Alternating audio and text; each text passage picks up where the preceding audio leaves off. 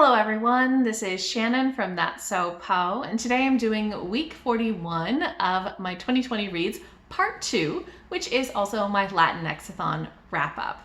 So Latinx-A-THON, if you are not familiar, is such a great readathon hosted every year by some really wonderful booktubers. I'll link all of their information in the Latinx information down below, just focusing on reading Latinx authors. So this year they made it really cozy, just 10 days long, focusing on some great reading prompts, short works, cozy works, spooky works, I think, and seasonal. And so I really loved the prompts, and I focused on just very gentle kid lit because that was what I was in the mood for. So content warnings and timestamps are in the description box below. So the first book I finished is Warren the 13th and the All-Seeing Eye by Tanya Del Rio, illustrated by Stella.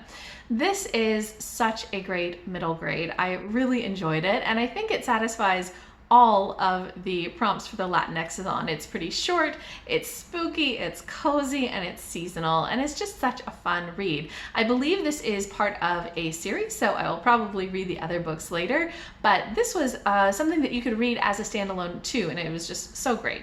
So this story is about Warren, who is the 13th generation in his family, and they own a grand hotel. He loves the hotel, really loves taking care of it. But after his parents passed away, his uncle came and kind of ran it into the ground.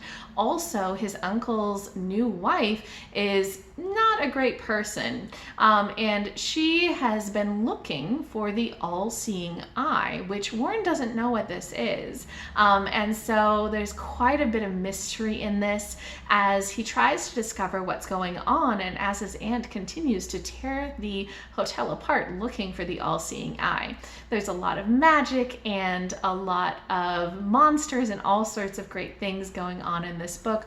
The illustration and design of this is really outstanding. Just such great ways of laying out the pages, and it's just so fun. I'd say this is maybe on the younger side of middle grade, but such a perfect read for October. I really enjoyed this.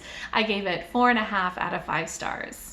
Then all of the rest of the books that I'm going to talk about are picture books that I heard about from either Priscilla at Bookie Charm, who's one of the Latinx-A-THON hosts, or Kristen at Kristinelle SFF Reader, both of whom I will link below.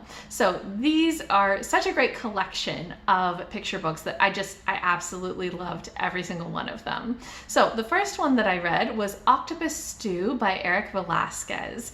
This is a story about a boy whose grandma decides to cook octopus stew, except some things go wrong, and the little boy kind of has to help out with it. This is very fantastical. It's on the order of a tall tale, and it's just beautifully illustrated. These look like gorgeous paintings, so I really had such a fun time with this one. I gave it 4.5 out of 5 stars. Next, I read Stella's Stellar Hair by Yesenia Moises, and this was so amazing. I have read another book that was illustrated by Moises before, but this one she wrote and illustrated, and I love it. I want her to produce so many more picture books. I think I need to buy this one for myself because it was just stunning. So the basic premise of this story is that we have Stella, who has kind of a bad hair day. She wakes up and there is an important event later on in the day, and she doesn't like what her hair is doing. And so her mom says, hey, go talk to your aunts and see if you can get some advice from them and help with, doing whatever you want with your hair. But they live in space, and so, well, they live on Earth, but her aunts live on all of the different planets in our solar system and on the sun. And so she goes to each aunt, and each aunt does something different with her hair. And in the end, there is a page talking about sort of each of these planets and what their atmosphere is like and why that aunt would have chosen that hairstyle for her. And so it's like learning about our solar system, but also like hairstyles. It is fantastically illustrated, so incredibly beautiful. I loved the colors, they're so vibrant. The drawing style is just gorgeous, all these curves, and oh, it's just everything that I want in a picture book.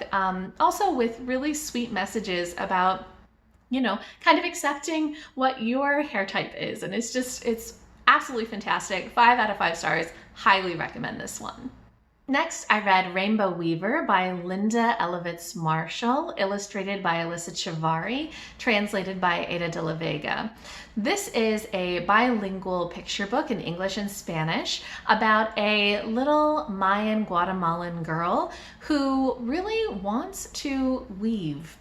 Her mom and everybody else in her village weaves beautiful cloth, but they don't really have a lot of resources. They don't have a lot of extra thread.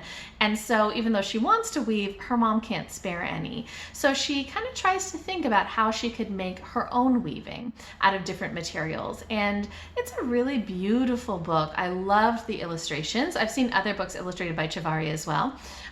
So I loved the illustrations. I thought they were really gorgeous.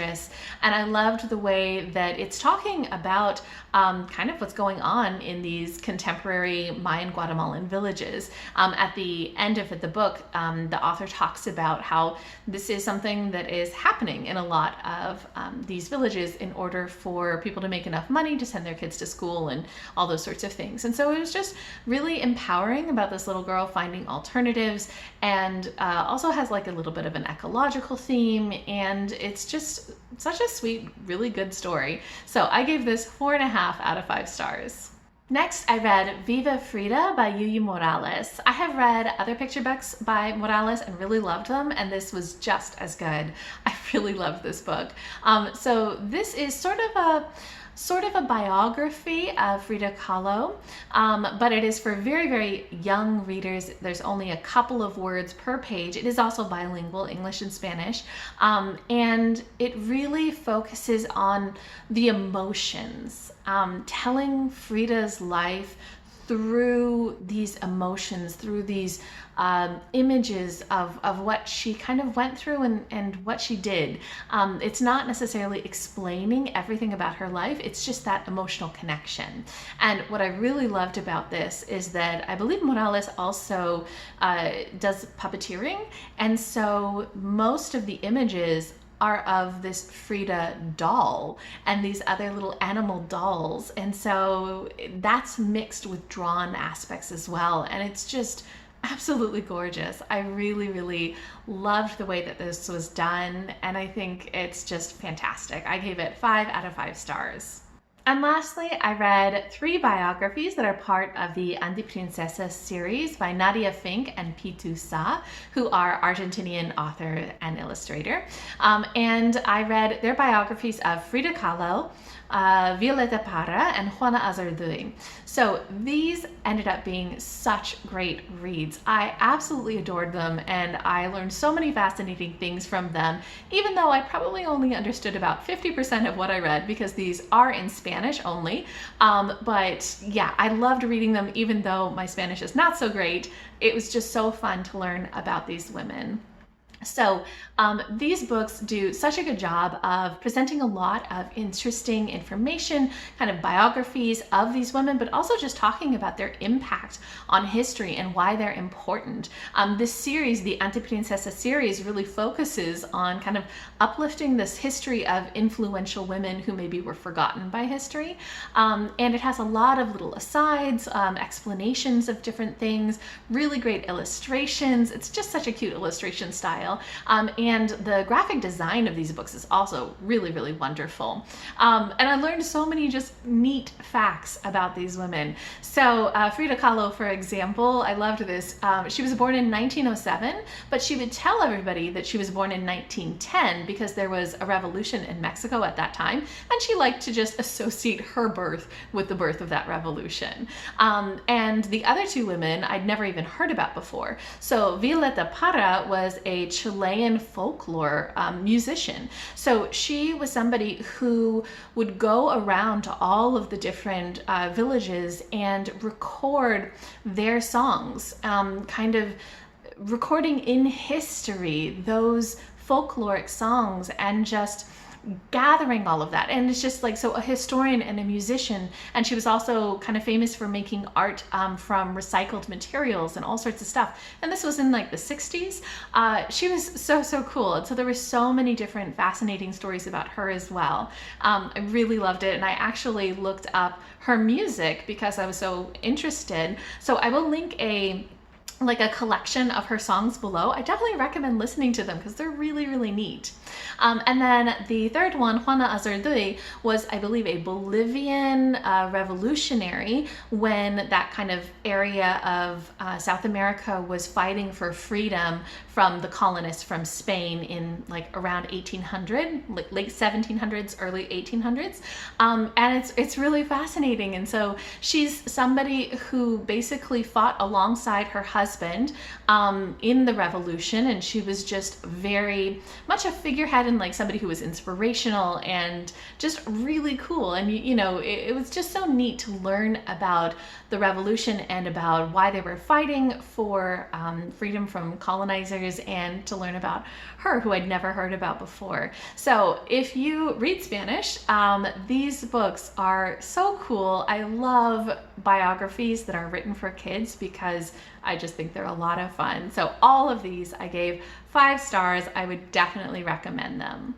Okay, so that is everything that I read this week for Latinx-A-THON. I had such a fun time with these. I absolutely love kids books. So if anybody has any recommendations for really great kids books, especially like biographies, things like that, absolutely love them. Definitely recommend them to me. If you've read any of these, if you're interested, if you have any thoughts, anything at all, just leave me a comment down below. Oh, and also if you have done any of your own reading for Latinx-A-THON, tell me what you have read.